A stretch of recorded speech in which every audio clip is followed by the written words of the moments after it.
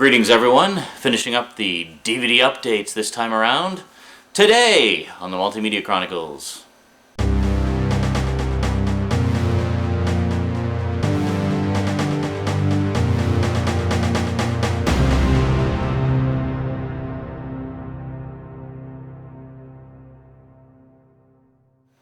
Welcome back. Well, some of you probably remember a while ago, probably a little over a year ago now that I think about it, I did a rant about X-Men, the animated series. The gist of it being, why isn't it on DVD yet?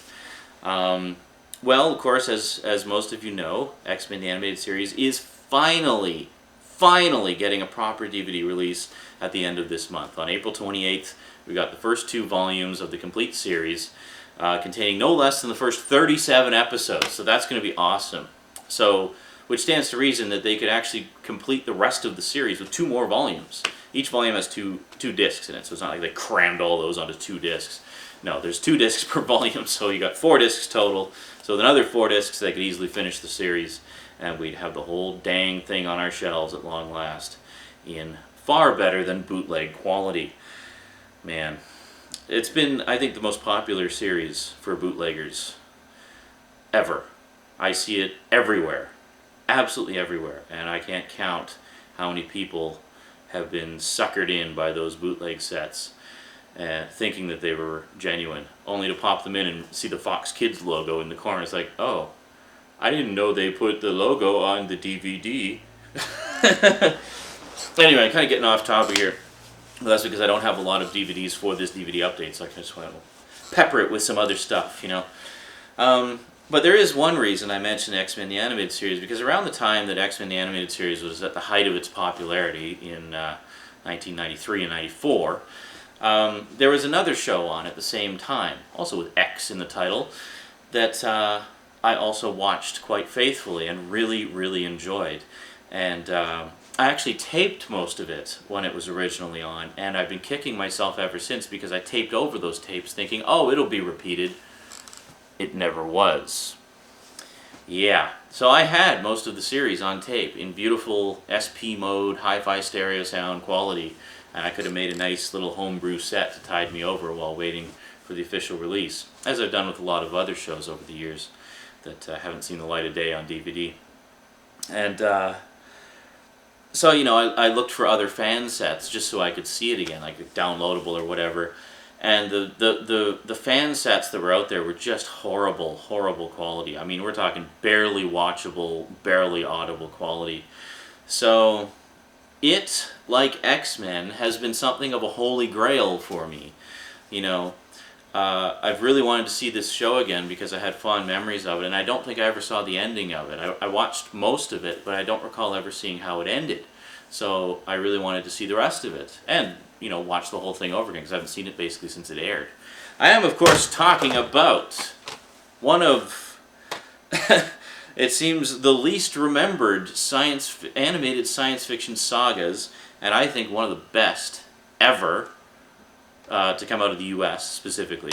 I know there's a lot of great anime ones, but this is a U.S. show that was just awesome. I am, of course, talking about ExoSquad. And this just came out on April 14th.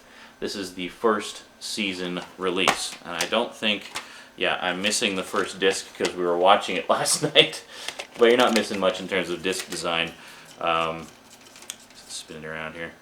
There you go. That's what the discs look like. They both look exactly the same, just one says disc 1, one says disc 2. And that's it. And then there's the back. That gives you the list of episodes. Now, there's nothing fancy on here other than the episodes. That's it. It's strictly the episodes in proper chronological story order, and no extras. Now, proper chronological story order. This is of vital importance for a series like ExoSquad, because one of the things I enjoyed about it is it's a continuing story. It is an epic storyline, broken up into story arcs. So the first season contained 3 story arcs. The first was 5 parts, then the second was 4 parts, and the third was 4 parts. And then the second season, which was 39 episodes, so there's a total of 52 episodes, The second season broke it up into even more story arcs, like 4 or 5 parts apiece. So, and then all the story arcs interconnect and interweave and such, so it gets really complicated, and you really want to make sure you catch it every time because it's fantastic. It was just so good.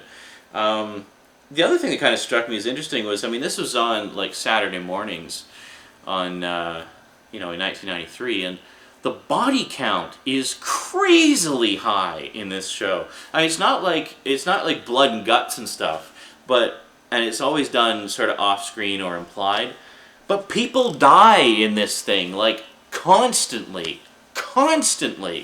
Like, I don't think there's a single episode where somebody doesn't get killed in some way. Maybe a few, but I mean, for the most part, it's crazy.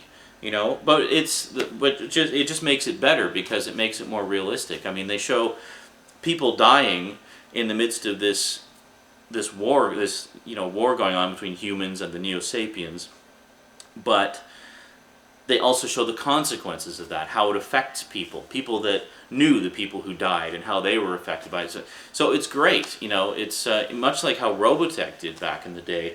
ExoSquad kind of carried on the tradition of teaching kids about the horrors of war against the backdrop of an epic, well-written sci-fi saga. The difference being, of course, Robotech was adapted from 3 unrelated anime series. ExoSquad was completely original.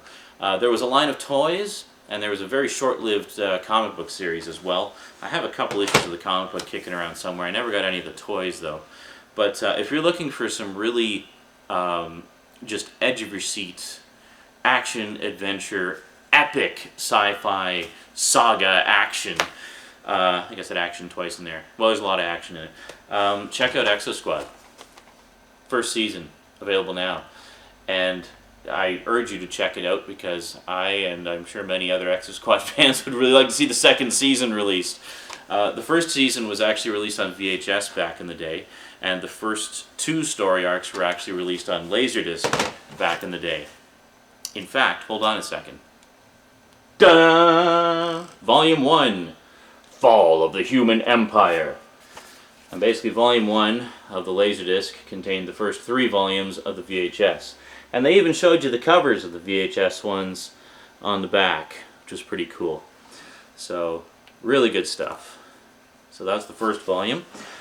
And so I hung on to these. I coveted these for a long time because it was the highest quality official release and only official release available for a very long time.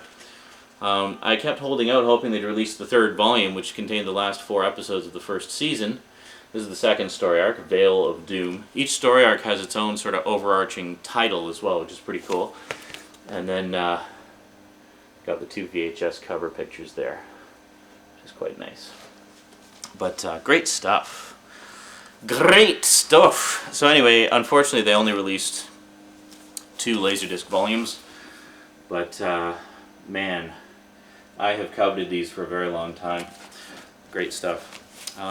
But even though I have them, I haven't actually watched them in a very long time. Because, of course, the Laserdisc player is in storage right now. Well, it's just in storage in the front hall. I mean, I could hook it up fairly easily, but it's just a pain in the ass. So it's great to finally have them on DVD. So I'm hoping that this sells like hotcakes, so we'll have the second season put out shortly thereafter. Because the first season has been available in official form for quite a while. I mean, there's the VHS releases and the Laserdiscs. So it'd be nice to get the episodes that have never been released before put out as well. Plus, the first season leaves off with a killer cliffhanger, so it'd be great to have it resolved in the second season set. Wow, I can sure go off about ExoSquad, can't I? Well, there's a few more DVDs in the update, but I think we're going to save them till next time, so see you next time.